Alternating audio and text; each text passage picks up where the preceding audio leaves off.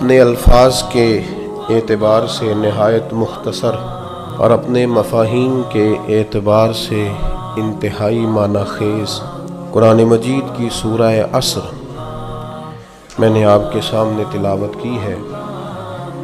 حضرت امام شافعی رحمۃ اللہ علیہ ارشاد فرماتے ہیں کہ اگر لوگ صرف اسی ایک سورت پر ہی غور کر لینا تو ان کے لیے زندگی گزارنے میں، رب کو راضی کرنے میں، اعمال حاصل کرنے میں یہ ایک سورت ہی بہت کافی ہو جائے گی۔ شرط یہ ہے کہ تدبر کریں، اس میں غور کریں۔ اور دوسرے مقام پر حضرت امام شافعی رحمۃ اللہ علیہ سورہ مبارکہ کے بارے میں بہت ہی بڑی بات ارشاد فرماتے ہیں۔ امام صاحب رحمۃ اللہ علیہ فرماتے ہیں کہ اگر باقی قرآن مجید نہ بھی نازل ہوتا تو یہ ایک سورت ہی انسانیت کی ہدایت کے لیے بہت کافی تھی۔ لیکن بات پھر وہی ہے، شرط پھر وہی ہے کہ اس شخص کے لیے جو تدبر کرے، جو غور کرے۔ یوں سمجھ لیں کہ پورے قرآن مجید کا خلاصہ سورہ عصر ہے، اور بہت سارے لوگوں کو یاد بھی ہوتی ہے، بہت سارے لوگ اس کا معنی بھی جانتے ہیں، بہت سارے لوگ اس کے ترجمے سے بھی آگاہ ہوتے ہیں۔ اور صحیح حدیث میں موجود ہے کہ صحابہ کرام علیہم رضوان کی ایک بڑی منفرد عادت تھی کہ وہ جب بھی ایک دوسرے سے ملاقات کرتے تھے، سلام لیتے تھے اور جدا ہونے سے پہلے ایک مرتبہ سورہ عصر کی تلاوت کرتے تھے۔ یہ سورہ مقدسہ انسان کو اس کا سارا مقصد، دین کا سارا خلاصہ، اللہ تعالیٰ کی رضا کی طرف جانے کے تمام اسباب کو نہایت مختصر کر کے سکھا دیتی ہے۔ لیکن وہی بات حضرت امام شافعی والی، اگر لوگ تدبر کریں تو، اگر لوگ اس پر غور کریں تو، اگر اس کے مفاہیم پر تھوڑی دیر کے لیے اپنی نظریں اخلاص کے ساتھ، للہیت کے ساتھ اور حصول فیض کے لیے، قرآن پاک کے فیض کے لیے اگر اپنی نظریں اس کی طرف کامل کریں تو تدبر شرط ہے، ورنہ پھر سالوں بیت جاتے ہیں، تقریریں کرتے، واز کرتے۔ لیکن جس نے سیکھنا ہے نا، علم و بس کری اور یار ایک کوئی عرف تینوں درکار۔ اگر تو کسی شخص نے سیکھنا ہے، اس میں تدبر کرنا ہے، غور کرنا ہے، حصول فیض کرنا ہے، اپنے لیے نصیحت کا حصول کرنا ہے، تو یہ سورہ مبارکہ کافی۔ انداز دیکھیے، ارشاد فرمایا والعصر، رب فرماتا ہے مجھے زمانے کی قسم ہو۔ اللہ کو بھی قسم اٹھانے کی ضرورت ہے، مالک کریم کو بھی کیا حاجت ہے کہ وہ قسم اٹھائے، لیکن تاکید کر کے بات ذہن میں اتارنے کے لیے۔ انسان کا مزاج ہوتا ہے نا، جس بات پہ قسم اٹھائی جائے اس کو انسان سمجھتا ہے زیادہ پکی ہے، تو طبع انسانی کے مطابق بات کی۔ فرمایا والعصر، زمانے کی قسم ہو۔ انسان کو پیدا کرنے والا رب قسم اٹھا کے انسان کی ایک بات کرتا ہے، والعصر، مجھے قسم ہو زمانے کی، ان الانسان لفی خسر۔ انسان کو پیدا کرنے والا رب فرماتا ہے بے شک انسان خسارے میں، گھاٹے میں، نقصان میں۔ لوگ اس کو کہہ رہے ہیں بڑا سیٹ ہے، لوگ کہہ رہے ہیں بڑا کامیاب، یہ بھی کہہ رہا ہے اللہ کا بڑا شکر ہے، لیکن پیدا کرنے والا رب، انسان کو بنانے والا، اس کو جاننے والا رب فرماتا ہے مجھے زمانے کی قسم ہو یہ نقصان میں ہے۔ اور خسارہ اس خسارے کو نہیں کہتے کہ لوگ کہتے ہیں میں نے کاروبار کیا تھا تو نفع نہیں ہوا، نقصان ہوا۔ خسارہ اس خسارے کو کہتے ہیں جو اصل مال بھی ضائع ہو جائے، راس المال بھی ضائع ہو جائے تو کہتے ہیں خسارہ ہوا ہے۔ یعنی اس کے پاس جو تھا اس میں بھی یہ خسارے میں، کہ یا اللہ سارے خسارے میں ہے؟ فرمایا نہیں، الا الذین آمنوا، جن میں 4 صفتیں پائی جائیں وہ نہیں خسارے میں۔ ان میں پہلی صفت یہ ہے کہ الا الذین آمنوا، بے شک وہ لوگ جو ایمان لائے، مگر وہ لوگ جو ایمان لے آئے، جن کا ایمان مضبوط ہو، جن کا عقیدہ ہو کہ اللہ ہمارا رب ہے، وہی پیدا کرنے والا ہے، وہی رزق دینے والا ہے، اسی کی تقدیر کا غلبہ ہے، رب کریم ذرے ذرے کو جانتا ہے، اللہ تعالیٰ نے جس حال میں رکھا ہے یہی حال میرے لیے بہتر ہے، انسان محنت پوری کرے، نتیجہ اپنے رب پہ چھوڑ دے۔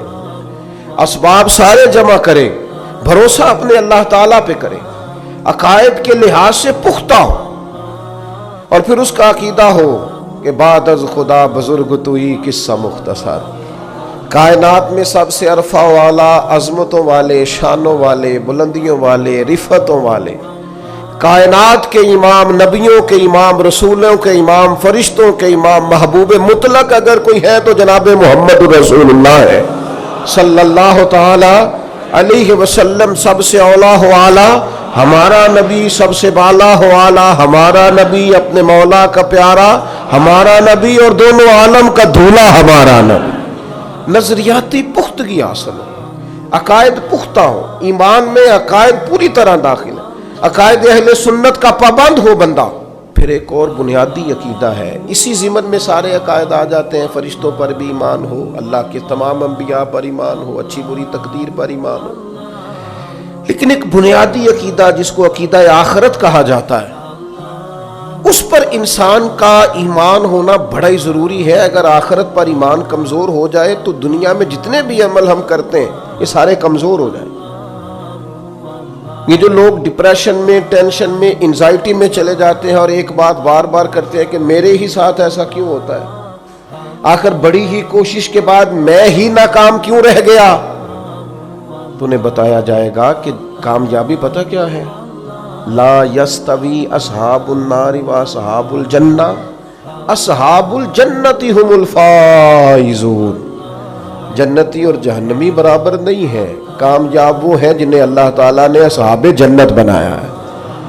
جو جنتی ہے وہ کامیاب ہے، جس کو اپنی آخرت کے تعلق سے اللہ تعالیٰ نے فکر سلیم دی ہے، راہ ہدایت دی ہے، اعمال حسنہ پر استقامت دی، اور وہ سمجھتا ہے کہ میں محنت اپنی آخرت کو ٹھیک کرنے کے لیے کر رہا ہوں، جد و جہد میری اپنی قبر کے لیے، حشر کے لیے، آخرت کے لیے۔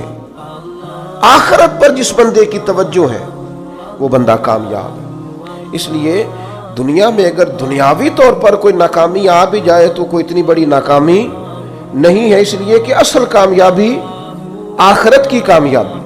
تو عقائد مضبوط ہوں، اور پھر عقائد اہل سنت کی پابندی اس کے پاس موجود ہو، نہ رفض کی طرف اس کا رجحان ہو، نہ خارجیت کی طرف اس کا رجحان ہو، اس کے نظریات ستھرے ہوں، اجلے ہوں، خوبصورت ہوں، وہ رسول پاک کی ذات گرامی کی پوری غلامی کرنے والا وہ شخص، تو اس کے نظریات اعلیٰ ہوں، اور اس کے بعد وعامل الصالحات، نیک اعمال کرے، اپنی زندگی میں اعمال حسنہ پر توجہ دے۔ ہم سب لوگوں کو الا ماشاءاللہ آج کل فیمس ہونے کا شوق لگ گیا ہے،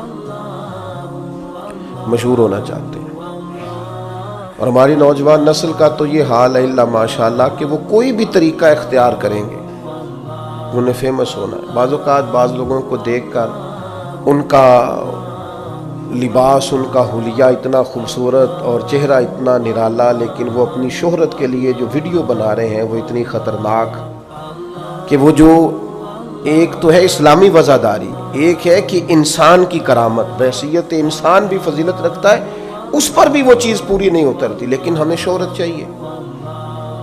کسی بھی طریقے سے لوگ مشہور ہونا چاہتے ہیں، وہ ملاقاتیں کرتے ہیں، وہ لائیو ہوتے ہیں، وہ ایسے شخص سے ملتے ہیں جس کی شہرت زیادہ ہو، ذرا میری فوٹو آ جائے، ذرا 30 سیکنڈ کی ویڈیو آ جائے، تو ٹھیک ہے شہرت ہو سکتی ہے، کوئی ایسا مسئلہ نہیں۔ اور پھر ایک اور طلب، وہ طلب انسانی ضرورت بھی ہے، ایک طلب ہوتی ہے مجھ سے پیار کیا جائے، میں چاہا جاؤں۔ یہ تو انسان گھر کی چار دیواری کے اندر بھی چاہتا ہے اور زمانے میں بھی چاہتا ہے کہ مجھ سے محبت کی جائے، تو کی جائے گی، کوئی مشکل کام نہیں، شہرت بھی ہو جائے گی اور محبت والی ہو جائے گی اور وقار والی ہو جائے گی۔ اللہ نے طریقہ بتایا ہے قرآن مجید میں، فرمایا ان الذین آمنوا وعملوا الصالحات سیجعل لهم الرحمن ودا، بے شک وہ لوگ جو ایمان لائے اور جنہوں نے نیک اعمال کیے، رحمان لوگوں کے دلوں میں ان کی محبت پیدا فرما دے گا۔ آپ پیارے ہو جائیں گے، لوگ آپ سے محبت کریں گے، لیکن اگر آپ یہ چاہیں کہ میں اللہ کا نافرمان رہوں اور لوگ میرے فرما بردار رہیں، یہ کیسے ہو سکتا ہے؟ تو ممکن ہی نہیں ہے نا میرے عزیز۔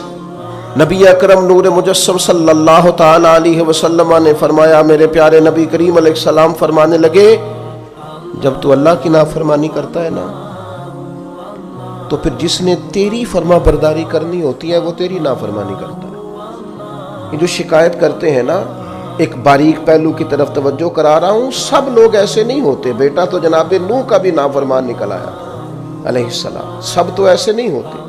لیکن میں اپنے اور اپنے بعض دوستوں کی تربیت کے لیے بات عرض کرتا ہوں کہ یہ جو ہم کہتے ہیں میری اولاد بھی نافرمان ہو گئی اور شاگرد بھی نافرمان ہو گئے اور جن کو میرے ماتحت بات ماننا چاہیے تھی وہ بھی نافرمان ہو گئے، تو ایک باریک بات پر غور کریں۔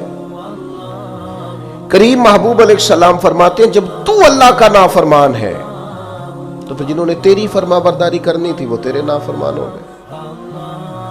حضرت عبداللہ ابن مبارک رحمۃ اللہ علیہ گھوڑے پہ سوار ہوئے تھے۔ آپ کا گھوڑا ہمیشہ آپ کو سواری کراتا تھا، سفر کرتا تھا، لیکن اس نے آج کچھ ضد کی، کچھ تکلیف پہنچائی تو حضرت عبداللہ ابن مبارک نیچے اترے، توبہ کے نفل پڑھے، رو پڑے۔ حضور کیا ہوا؟ فرمانے لگے، مجھے لگتا ہے آج مجھ سے میرے رب کی کوئی نافرمانی ہو گئی، اس لیے کہ یہ ہمیشہ میرا فرما بردار رہتا تھا، آج جو اس نے ضد کی ہے تو اس کے پیچھے کوئی حکمت کار فرمان۔ لیکن ہم تو چونکہ بڑے اعلیٰ قسم کے لوگ ہوتے ہیں، ہم کہتے ہیں یاد نہیں کبھی کسی کا دل دکھایا ہو، وہ ساری زندگی کی تکلیف تو کبھی کسی کو نہیں دی، میں تو بڑا ہی اچھا تھا، یہ بچے پتہ نہیں کس پہ چلے گئے۔ نہیں بھائی، آپ اپنے حق میں دلائل دینے کی بجائے زیادہ بہتر ہے کہ اپنے رب کی بارگاہ میں استغفار کریں، اس کے حضور حاضری دیں، آپ اللہ تعالیٰ کی بارگاہ کے اندر اپنے آپ کو جھکائیں اور دیکھیں کہ کہاں آپ سے غلطی رہ گئی ہے اللہ کی نافرمانی میں۔ جو ہم کسی طرف چلے جاتے ہیں نا، جی میری تربیت میں کیا کمی رہ گئی، بھی آپ کی تربیت ٹھیک ہے، آپ نے رزق حلال کمایا وہ ٹھیک ہے، لیکن کسی جگہ آپ نے رب کی نافرمانی کی جس کا نتیجہ اس صورت میں سامنے آیا۔ میں کہہ چکا ہوں سب کے لیے نہیں، کہ میری طرح کے گناہگاروں کو بہرحال اس پر غور کرنے کی ضرورت ہے، وہ اس پر توجہ کرے۔ تو فرمایا کہ انسان خسارے میں ہے، الا الذین آمنوا، مگر وہ لوگ جو ایمان لائے، وعملوا الصالحات، اور جنہوں نے نیک اعمال کیا۔ اور یہاں بات ختم نہیں ہوئی، دو صفتیں اور بھی پیدا کریں۔ یہ دو باتیں ان کی اپنی ذات تک تھیں، آمنوا وعملوا الصالحات، یہ دو باتیں ان کے اپنے لیے تھی۔ اب وہ سوسائٹی کو کیا دیں؟ دو کام معاشرے کے لیے بھی کریں، وتواصوا بالحق، حق بات کی نصیحت کریں وہ معاشرے، خیر کی بات کی نصیحت کریں، وائرل باتیں نہ کریں کہ آج کل یہ موضوع چل رہا ہے تو ذرا میں اس پر بولوں گا تو کچھ ویوز میرے بھی بڑھ جائیں گے، وائرل باتیں نہیں کریں۔ وتواصوا بالحق، وہ حق بات کی نصیحت کریں، کلمہ حق کہیں اور حکمت کے ساتھ کہیں، ادعو الی سبیل ربک بالحکمہ، دانائی کے ساتھ کہیں، لوگوں کو سمجھانے کی نیت سے کہیں، کلمہ حق ان کی زبان پر آئے۔ اور میرے نبی پاک علیہ السلام نے فرمایا، سب سے افضل جہاد ظالم بادشاہ کے سامنے کلمہ حق کہنا ہے۔ آپ حق کے ساتھ کھڑے ہوں، پھر آپ لوگوں کو امر بالمعروف کریں، پھر نہی عن المنکر کہیں، اور وہ بھی بندہ دیکھ کے نہیں۔ اگر امیر آدمی غلطی کر رہا ہے تو پھر آپ خاموش ہیں، اور کسی غریب کو کرتے دیکھ لیا ہے تو آپ نے دینی حکمت کو بھی پیش نظر نہیں رکھا اور اسے رسوائی کر دیا ہے، آپ نے اسے سخت ترین تکلیف سے گزار دیا ہے۔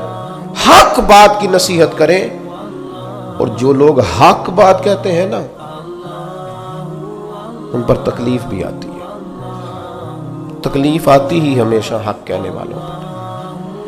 تو چونکہ میدان لگایا ہے، اب حق میں نکلے ہو، اب تم نے سفر شروع کیا ہے تو بھائی پیروں پہ چھالے تو پڑیں گے، سفر کرو گے تو تھکاوٹ تو ہوگی، کوئی رستہ طے کرو گے تو گرد تو پڑے گی، اگر کسی سمت تیز دوڑو گے تو مخالف سمت سے ہوا تو تیز آئے گی۔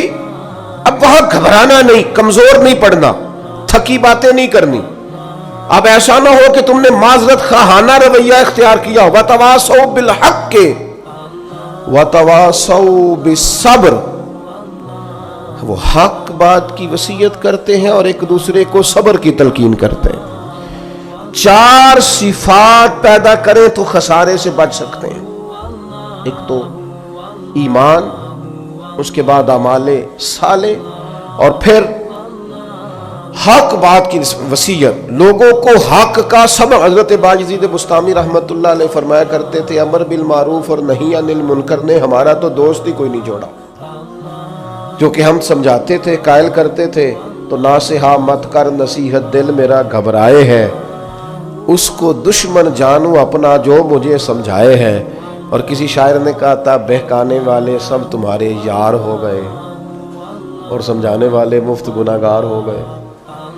جو سمجھاتے تھے، قائل کرتے تھے، وہ تمہیں اچھے نہیں لگتے تھے۔ یہ مجھے ناصحہ مت کر نصیحت دل میرا گھبرائے، اس کو دشمن جانو اپنا جو مجھے سمجھائے ہے۔ تو سمجھاتا ہے مجھے اچھا نہیں لگتا، تو نے خیر کی بات کر دی لہذا مجھے اچھا۔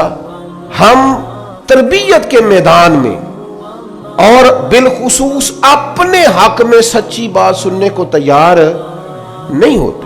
وَتَوَاصَوْا بِالْحَقِّ وَتَوَاصَوْا بِالصَّبْرِ، قرآن کہتا ہے کہ مومن کی شان یہ ہے کہ وہ حق کی تاکید کرتا ہے، کلمہ خیر ادا کرتا ہے، وہ کہہ دیتا ہے حق، اگرچہ وہ کسی کے لیے وقتی طور پر تکلیف کا باعث ہو، لوگ سمجھے کہ تکلیف ہوئی ہے لیکن وہ تو کلمہ حق ہے۔ اور پھر یہ مت سمجھے کہ آپ حق کے راستے پہ چل رہے ہیں تو آپ یہ محسوس کریں گے کہ ساری دنیا آپ کی تائید ہی کرے گی۔ بڑے لوگ تائید کرتے ہیں، پیار کرنے والوں کی بھی تعداد گنی کوئی نہیں جا سکتی، انہیں بھی شمار کیا جا سکتا نہیں، لیکن یہ نہیں ہو سکتا کہ کل دنیا ہی آپ کی تعریف کرے۔ ایک بات ہمیں بڑا پریشان کرتی ہے، مجھ پر فلانا تنقید کر رہا ہے، تو کیا پریشانی ہے آپ کو؟ کیا سمجھتے ہیں آپ اپنے آپ کو؟ ہمت ہونی چاہیے تنقید سننے کی۔ ساری زندگی ہم اپنے بچوں کو پیس کے رکھ دیتے ہیں کہ پتر فلانا کام نہ کریں لوگ کی آکھن گے، تو وہ نہیں کرتا تو پھر لوگ ولی مان لیتے ہیں بچے کو۔ کبھی اپنے بچوں کو اس اذیت سے نہ گزارنا کہ لوگ کیا کہیں گے، ہاں انہیں کہنا پتر وہ کام کرنا جس سے اللہ راضی ہو، وہ کام کرنا جس سے اللہ راضی ہو۔ انہیں سمجھانا کہ بیٹا یہ کام نہ کرنا، اس سے اللہ کی نافرمانی ہوتی ہے، لیکن آپ انہیں اس پریشر میں نہ لائیں کہ لوگ کیا کہیں گے۔ آپ لوگوں کے سامنے اپنا آپ کلیئر کرنا چاہتے، ہاں یہ حضور نے ضرور فرمایا ہے کہ تہمت والی جگہ سے بچو، بلا وجہ ایسا کام نہ کرو جس پر تمہارے لیے بحث کا دروازہ کھلے۔ باقی ساری زندگی لوگوں کو وضاحتیں نہ دیں، اپنے رب کی بارگاہ میں اپنے آپ کو صاف رکھیں، ضمیر کی عدالت میں اپنے آپ کو سرخرو کریں، تاکید حق کریں۔ سنیں جو کہنے لگا تھا حضرت موسیٰ علیہ السلام نے اللہ کی بارگاہ میں عرض کی، اللہ کے نبی معصوم ہوتے ہیں۔ حضرت کلیم نے عرض کی، اے اللہ میں چاہتا ہوں کہ لوگ میرا ذکر صرف خیر کے ساتھ ہی کریں، برائی کے ساتھ نہ کریں، چونکہ میں بانٹتا ہی خیر ہوں، میں بات ہی ہمیشہ اچھی کرتا ہوں، میں لوگوں کو اللہ کی طرف بلاتا ہوں، دین کی بات کرتا ہوں، پیغام توحید سناتا ہوں، لوگوں کی فلاح کی بات انہیں بتاتا ہوں۔ میں چاہتا ہوں لوگ صرف میرا ذکر اچھائی کے ساتھ کریں۔ تو امام ابو نعیم نے لکھا ہے اللہ تعالیٰ نے حضرت کلیم علیہ السلام سے فرمایا کہ یہ جو آپ چاہتے ہیں نا کہ لوگ صرف آپ کا ذکر خیر کے ساتھ کریں، اے کلیم یہ تو میں اپنے لیے بھی نہیں چاہتا، میں رب ہوں، پیدا کرنے والا ہوں، پالنے والا ہوں، پر لوگ تو سارے خیر کی بات معاذ اللہ رب کے بارے میں بھی کتنے مشرک ہیں، کافر ہیں، جو اللہ کو نہیں مانتے، تو فرمایا یہ تو میں اپنے لیے بھی نہیں چاہتا۔ تو یہ چار باتیں، ایک ایمان، ایک اعمال صالح، اور پھر اس پر حق بات کی نصیحت، دوسروں کو پیغام دے۔ میں نے تھوڑے دن پہلے بھی کہا تھا ہم تو اپنے بچوں کو بھی نہیں روک ٹوک کرتے کہ بیٹا یہ ٹھیک نہیں ہے، یہ غلط نہیں ہے، ہم صرف اتنا چاہتے ہیں کہ کوئی کسی کی نظر میں برے نہ ہو جائے، کوئی کہیں ہمیں نہ غلط کہہ دے۔ آپ خیر کی بات کہیں حکمت کے ساتھ، کہیں دانائی کے ساتھ، کہیں للہیت کے ساتھ، دعوت کے انداز میں، لیکن کہنا بڑا ضروری ہے۔ آپ تربیت کریں، تربیت دینا بڑا ضروری ہے۔ کسی نے سوال پوچھا، بڑے درد دل سے پوچھا، اس نے کہا جی الجھاؤ سا پیدا ہو گیا ہے، حالات بڑے عجیب ہو گئے ہیں، اس طرح لگ رہا ہے کہ جس طرح نا کوئی میلہ سا لگا ہوا ہے اور کان پڑی آواز سنائی نہیں دے رہی، تو بتائیں کس عالم کی بات سنیں، کس کے پیچھے چلیں؟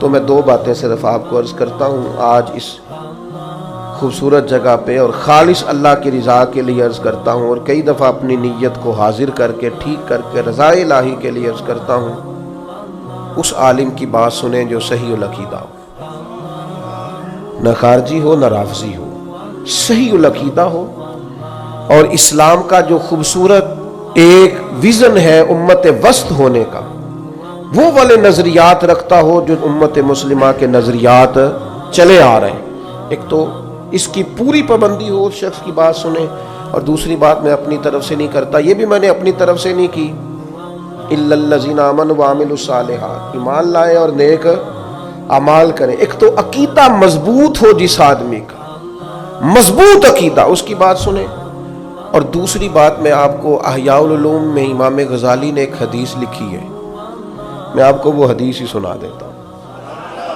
نبی پاک علیہ السلام نے فرمایا ہر عالم کے پاس نہ بیٹھنا، اس عالم کے پاس بیٹھنا جو تمہیں 5 چیزوں سے نکال کے 5 چیزوں میں داخل کر دے۔